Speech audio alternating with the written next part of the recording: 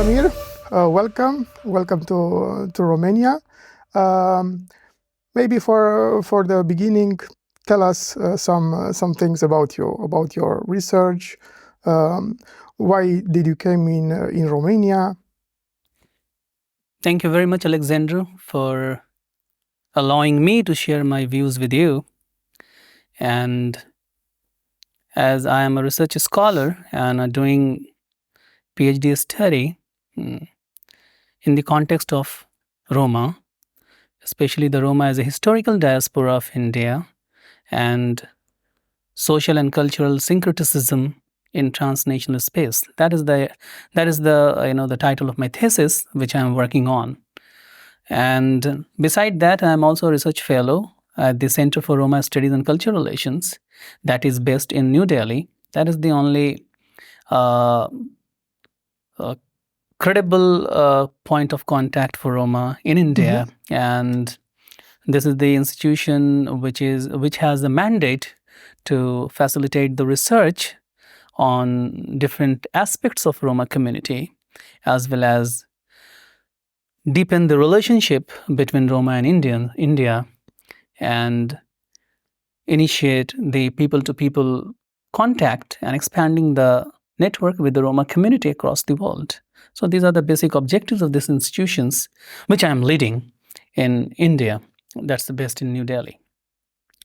So as a center, the center has been set up by the Assurance Committee of Indian Parliament and sponsored by the Indian Council for Cultural Relations, that is autonomous body of the Government of India, that's the Ministry of External Affairs. So now earlier there were some, individual levels efforts to connect Roma with India. But through this center, we are trying to institutionalize the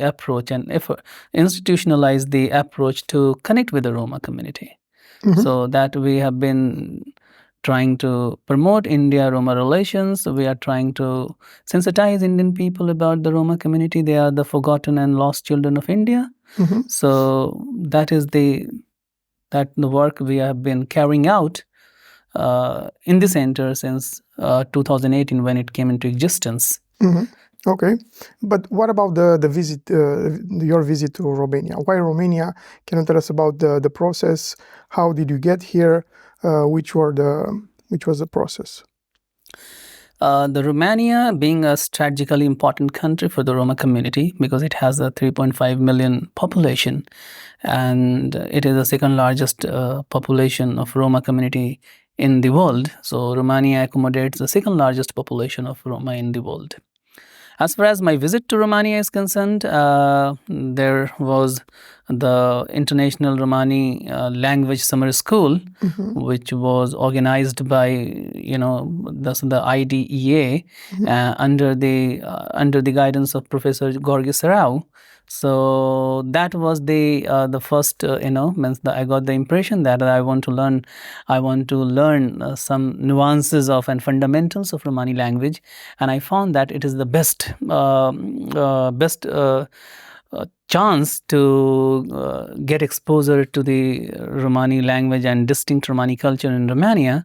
And in that case, and I got the support from Professor Sarau and your kind efforts and endeavors, and which helped me to visit or come to Romania. So I really extend my sincere thanks to Alexandru Zamfir, you and the Professor Sarau, who helped me who helped me visiting Romania and got enrolled in the International Romani Language Summer School.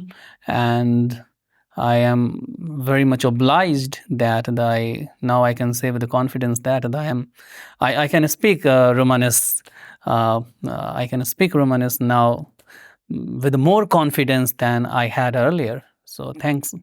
You're welcome. We are glad that we, the organization REF, had the opportunity to help you also financially to come into Romania and to these summer courses.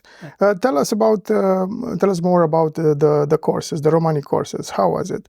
What did you discover the similarities between, I don't know, Romani and languages from India, between Romani and Hindi, for instance? How did you find Romanes in Romania, the summer courses? Again, I forgot to mention the name of REF, Roma Education Fund. Obviously, the Roma Education Fund, REF, has financially supported me to visit Romania and to learn Rromani Ćhib.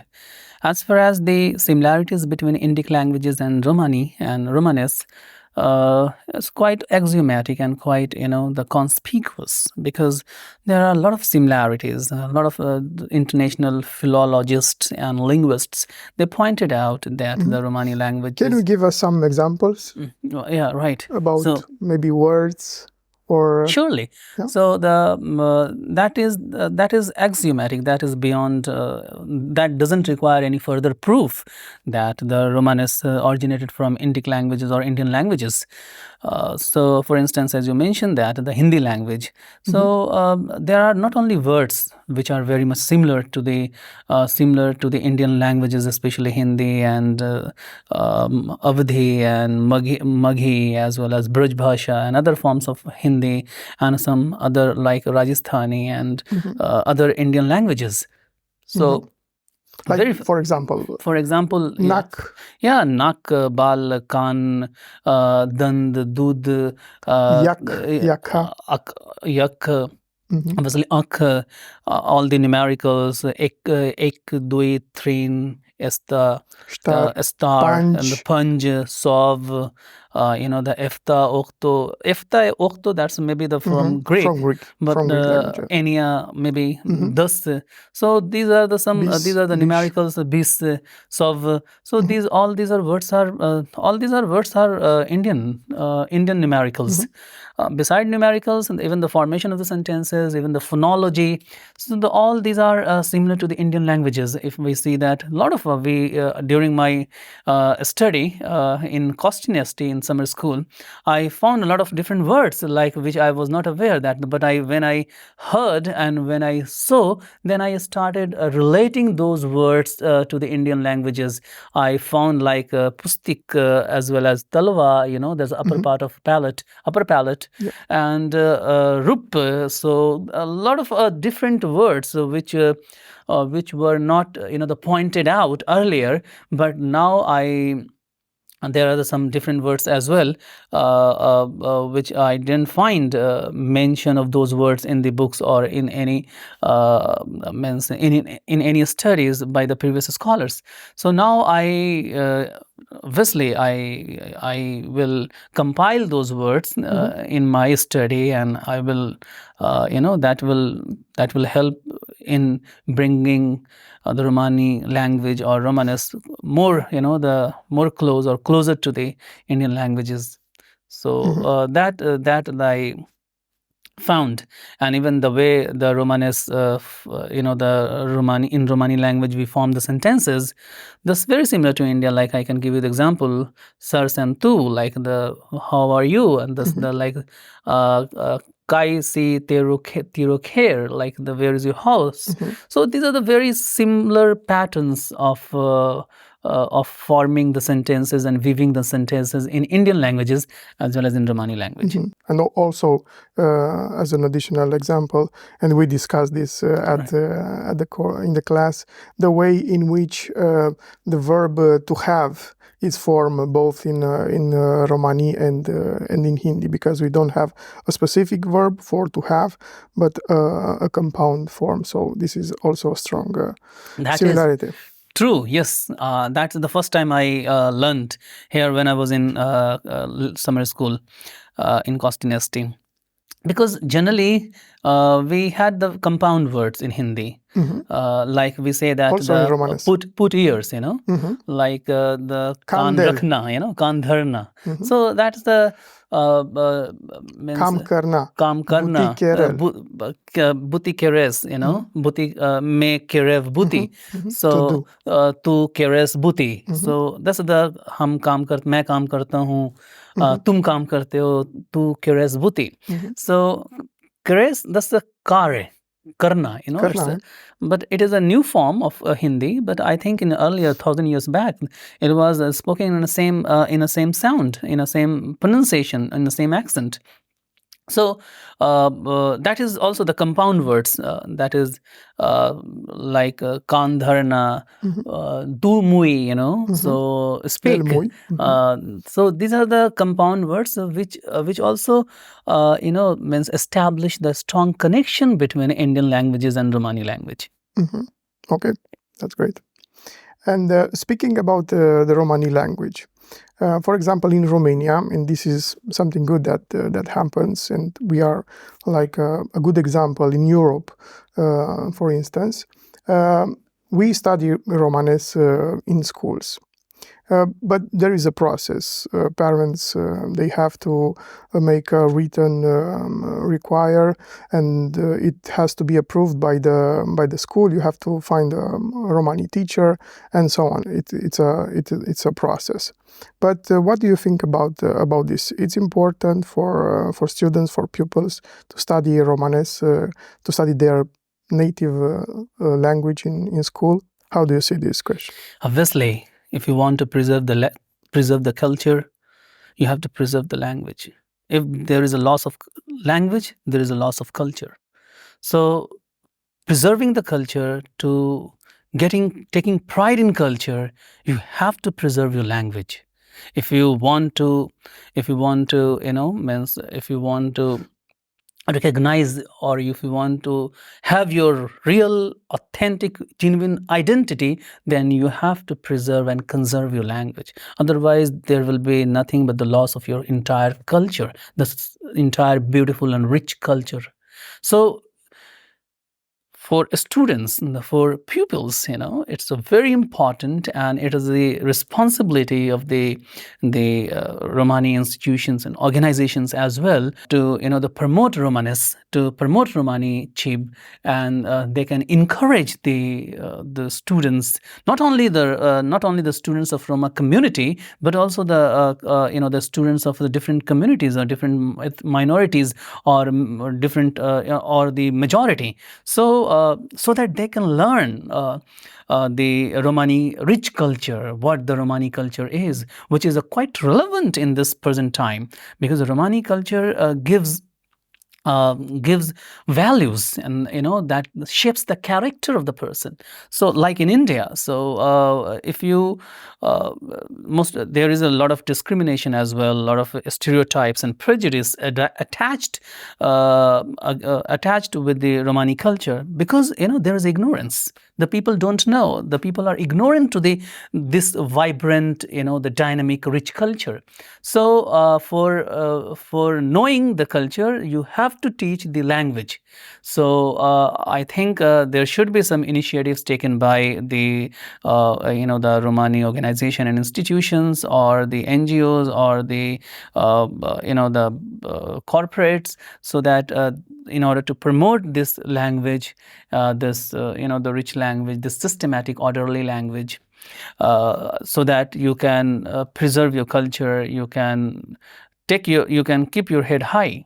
So I think here the language is very important, and it should be taught not only to the Romani students, but also to the different students of different majorities, as well as the minorities.